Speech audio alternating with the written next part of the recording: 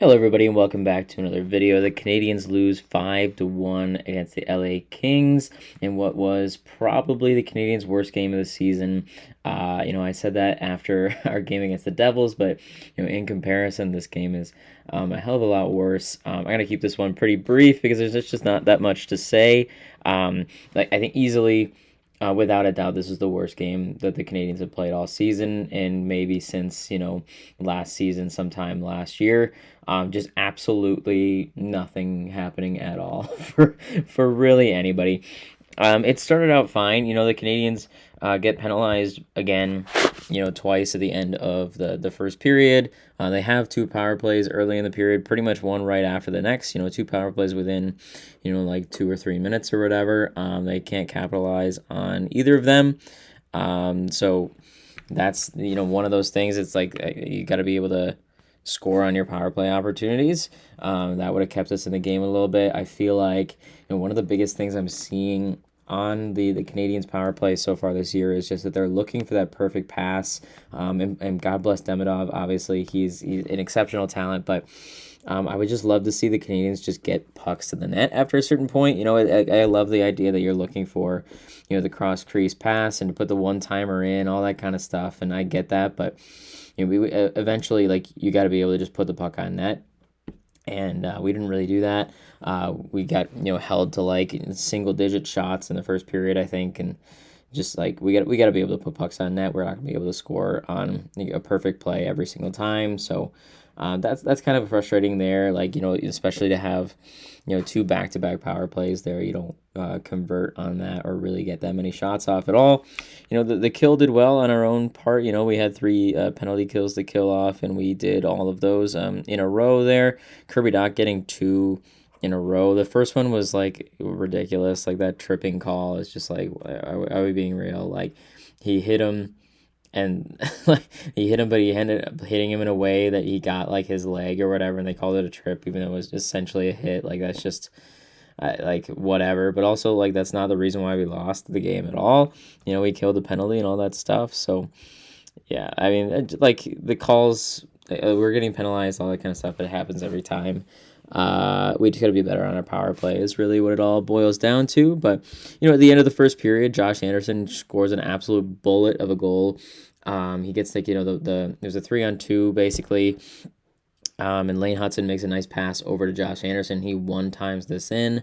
I think it went far side on the goaltender for LA. It was a really nice shot and really good to see Josh Anderson score in a situation like that. Definitely, and at that point, they gave us the 1-0 lead. So in the dying seconds there, really good play by Hudson. He gets another point. It's his 13th assist of the season. Josh Anderson's second goal. So good there. But then, everything after that was just completely downhill. I don't know what happened between the first and the second period, but the Canadians started the second period as though they had just like woken up from a nap or something like that. It was completely terrible. Joel Edmondson, of course, you could mark down pretty much every former Canadian for a point tonight. Actually, if I look at it, no, Phil Deneau got an assist on the fifth goal there. So yeah, you can mark every former Canadian for a point tonight against the Canadians. Just how charitable the Canadians are. So that's how it goes. But Joel Edmondson gets and to his credit, a really nice goal. It's a nice face-off play. Gets over to Edmondson and he wires this thing top right corner. Beats Montembeault. Really not a whole bunch of a screen. There might have been a bit of a screen coming up top by the shot as somebody was up there trying to block the shot. But either way, like no screen, just kind of a really nice shot. So not really Montembeault's fault in my opinion. Just like a really nice shot that finds its way through. It'll happen. That's just the way it goes. But then we follow that up, 3 minutes later by a Byfield goal. We get that delayed penalty call, so we took another penalty there. And then they were on the ice, after the penalty was called for another like minute and change. And at that point, just everybody's tired. Shot goes through and rebound gets to Byfield, and he's able to put that through. Not another one that's not really Montembeault. It's just like we got to be able to, not only can we try to not take penalties, but also you can't leave goalie out to dry trying to kill. Like literally all you had to do was touch a puck, and we weren't able to touch a puck for over a minute in that time frame there. So they score another goal there, and that's just when it's like literally all you have to do is touch the puck, and we weren't able to do that. So that's just kind of frustrating there. And then the third goal is absolutely Montembeau's fault. I don't think I've ever seen something like this happen ever before. Like the puck comes through and it's not really a shot. It kind of gets like blocked or something like that, and it gets through to Montembeau. But it's like it's not really like he didn't think it was a threatening shot, because what he does is he takes his stick and he just kind of directs it over to the backside of the net, not thinking at all about who was on the backside of the net. Like, you could have just froze the puck right then and there. You have no idea who's around you. You just put your glove on that, you get a face off. Great. But the puck comes through and he just directs the puck, basically passes the puck right over to Kevin Fiala, who is just sitting in the back door all alone. Montembeau literally just gives him the puck, and then he just puts it behind Montembeau. Like, I have absolutely no idea what the thought process there was. They just got a little bit too comfortable or something like that, Montembeau. Like, just, it felt a little bit too confident after just letting in 2 goals. I have no idea what that was, but and whatever, like it happened. Like this, I've never seen happen before. But also just like brain lapses happen, that kind of stuff. It's just, especially considering all of the other things that have happened with Montembeau in net so far this year, you'd like to see that not happen, especially when it's a 1-goal game at that time. But what are you gonna do? I guess that one goes through, and that one kind of just kills the game at that point. I think after that goes in, literally just a bad stretch, 5 minutes and 22 seconds stretch into the second period. We're already down 3-1, and at that point there was just nothing. The Canadiens had absolutely nothing left in the chamber after that. The Kings did a great job of just kind of shutting down all of the opportunities that the Canadiens had from that point onward. The Canadiens were able to spend some zone time. They were in the game in the sense that they just needed one more goal to get back into it, but the Canadiens just didn't get anything going. Nothing really dangerous at all. And then Yoel Omria, of course, mark him down for a goal, of course. He strips the puck off of Hudson. Hudson is, thinking one step too far ahead there. The puck's going back into the neutral zone and then into the defensive zone. Hudson is, trying to beat Armia to the puck, but then he's also, you can kind of see it on the replay, he's also trying to look and see where he's going to go with the puck after that. And in that time where he's looking, that's when Armia, strips the puck off of him, and he's free in on Montembeau, and then just easily puts it behind Montembeau on the glove side. So kind of a fault on both of those guys. I mean, not really on Montembeau at all. I mean, it's really easy to throw everything on him, but Lane Hudson has to be able to get that puck. Like, I don't even know if Hudson even touched the puck. I think he was looking for the next step, trying to see where he was going to go with it, and then just completely just lost it. And that's just the way it goes. It happens. I mean, obviously, like Lane Hudson, this is his second year in the NHL. Like, he's a young guy. He just played his 100th game. Like, there's going to be mistakes, and we know better than most. How good Yoel Armia is at making those kind of plays. So that's just the way it goes. But definitely a backbreaker there in a lot of ways. We were only down 2 at that point, and there was a lot of time left, and then Yoel Armia finds a way to put it on ice a little bit with that basically breakaway goal after Hudson can't really corral that. So unfortunate. And then Fogle obviously buries an empty netter pretty much right after the Canadiens side to pull the goalie, which is fine. I mean, I don't blame them at all for pulling the goalie. May as well try, right? Like, I think they pulled it with like 4.5-5 minutes left or whatever, so like may as well see what happens. And obviously they saw what happens, and Deneau gets the assist on that one. So pretty sure every former Canadian player or Canadiens player who is on the LAK Kings right now got on the score sheet tonight. So that's just the way it goes. Pretty much every time Canadiens players come back to the Bell Center, they get themselves on the score sheet somehow. So so I think really, if you look at this whole game as a whole, we just got outplayed in all facets of it. Nobody really, I like, honestly, like Josh Anderson, good for him, nice goal. Lane had his moments. He got the assist on that one, whatever. Slavkovsky, I think, is one guy that you can look at being like, yeah, that was a really bad game from him. Just not sharp at all.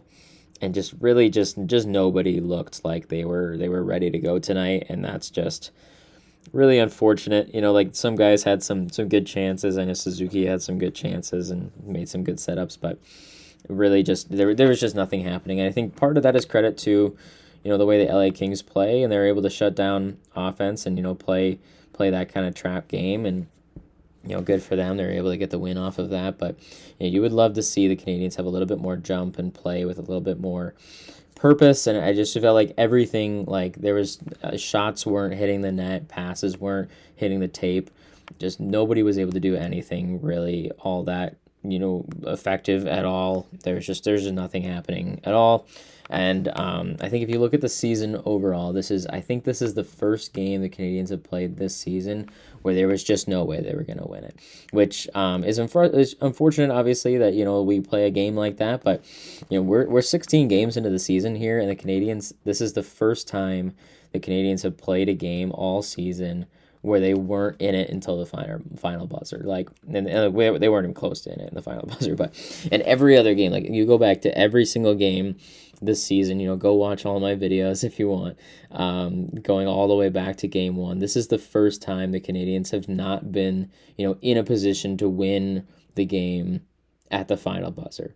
So, I mean, I think that that's a positive. You like to say that we've played 16 games when we were only got, absolutely beat in one of them is really impressive, especially for this young team who is still like obviously learning how to win and learning to be an effective team over an 82 game stretch. It's really good to see that they're, staying in games until the final buzzer.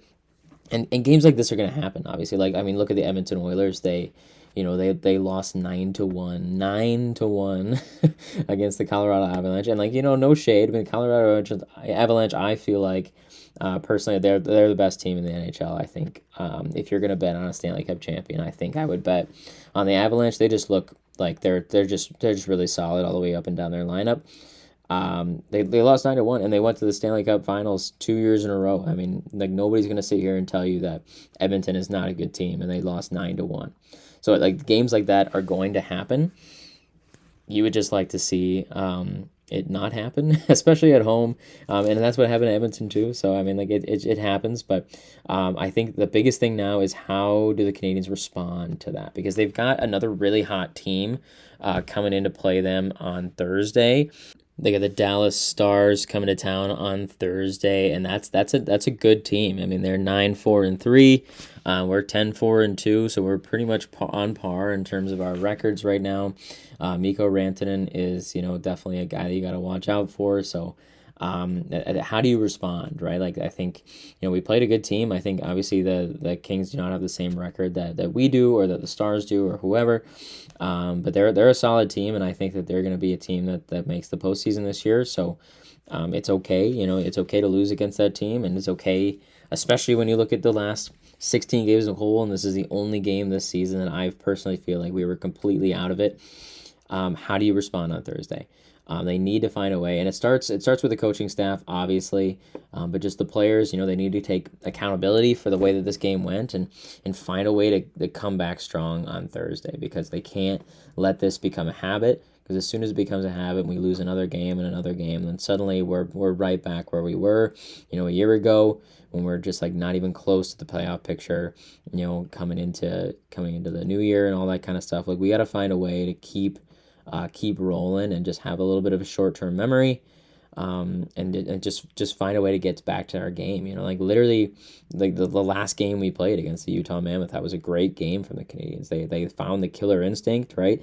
They found a way to put pucks in the net, all that kind of stuff, and they won 6-2. I think that's the first time we put up that many goals in the entire season so far. So, I mean, like that's just, you got to find a way, you got to find a way to get back to that.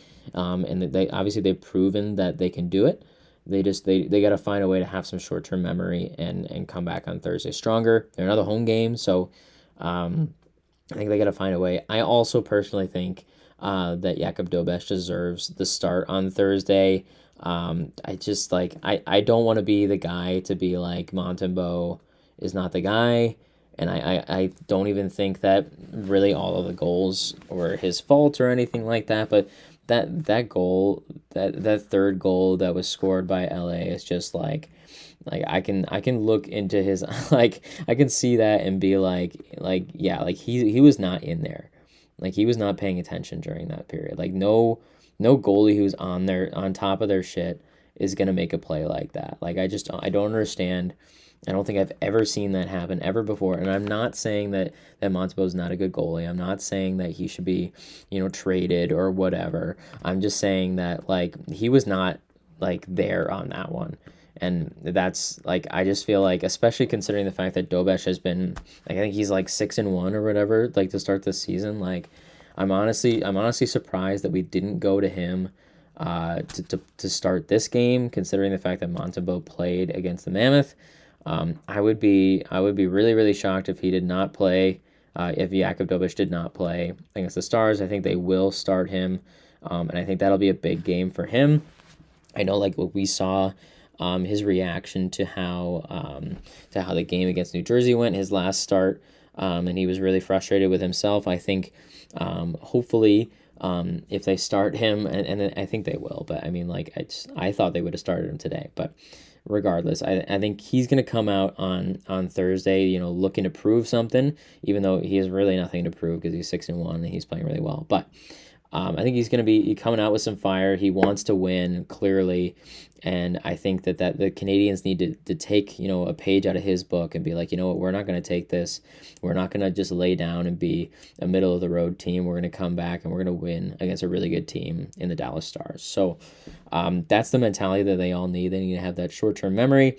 Hopefully Dobesh is in the cage and he's able to provide a spark like he has for the last, few games here. And we just need to find a way to get some pucks towards the net, have a little bit of purpose, fight for the win, and see what happens here. So that's really all I got for this game. Hopefully in the game against the Stars here, we had a little bit more balanced time on ice as well. I know Martin St. Louis mentioned that in his post game, saying like, it's on him to be able to balance the lines a little bit more. And I feel like that has happened since he said that, but I would definitely love to see, Demidov get more chances here, considering, how game-breaking of a player he can be in the right circumstances. And just having him out there to get some offense going, because clearly, we are in need of an offensive spark after what happened today. So yeah, like that, I think we got to find a way to get some offense going. Maybe he shakes up the lines. I know at the end of this game, we actually saw Demidov play on the top unit in place of Slavkovsky. So that's kind of interesting. I don't know if that'll be a long-term thing. I would assume not, but I would also assume that Slavkovsky will come back and play well. But yeah, I think we got to find a way to get a spark going. I think it starts with the coaching staff, get Suzuki involved, and find a way to get the guys going again. But yeah, I mean I've said it all already, but that's kind of where I'm at here. So just looking forward to Thursday here. Got to find a way to get back on the right foot here. But yeah, that's all remains to be seen. So. That's all I have for you guys today. Hoping for a good game on Thursday, and I hope a Jakub Dobesh start and a win. But yeah, all remains to be seen. So I will see you all on Thursday.